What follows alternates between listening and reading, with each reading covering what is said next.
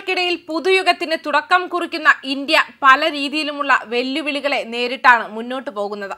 രാജ്യങ്ങൾക്കിടയിലെ സംഘർഷാവസ്ഥകളെ മാറ്റിമറിച്ച് സമാധാനം സ്ഥാപിക്കുന്നതിൽ ഇന്ത്യ വഹിക്കുന്ന പങ്ക് എടുത്തു പറയേണ്ടതാണ്. അതുകൊണ്ട് തന്നെ ഇന്ത്യക്ക് വിദേശ രാജ്യങ്ങളോടും അയൽ രാജ്യങ്ങളോടുമുള്ള സൗഹാർദ്ദം നിലനിർത്തുന്നതിൽ കൂടുതൽ ശ്രദ്ധ കേന്ദ്രീകരിക്കേണ്ടതുണ്ട്. അയൽ രാജ്യങ്ങളുമായി നല്ല ബന്ധം വളർത്തിയെടുക്കുന്നതിനുള്ള ഇന്ത്യയുടെ ദീർഘകാല പ്രതിബദ്ധതയെക്കുറിച്ച് എടുത്തു പറയുകയാണ് മുൻ കരസേനാ മേധാവി ജനറൽ മനോജ് നരവാനെ.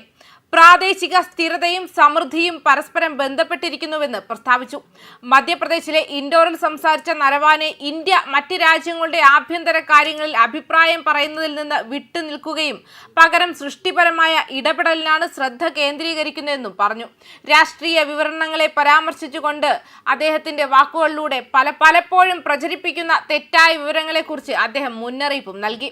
ഇന്ത്യ എപ്പോഴും മറ്റു രാജ്യങ്ങളുമായി നല്ല ബന്ധം നിലനിർത്താൻ ശ്രമിച്ചിട്ടുണ്ട്. മറ്റുള്ളവരുടെ സാഹചര്യങ്ങളെക്കുറിച്ച് ഞങ്ങൾ അഭിപ്രായം പറയാറില്ല. രാഷ്ട്രീയത്തിൽ ആളുകൾ ധാരാളം കാര്യങ്ങൾ പറയുന്നു, അത് സത്യമല്ല.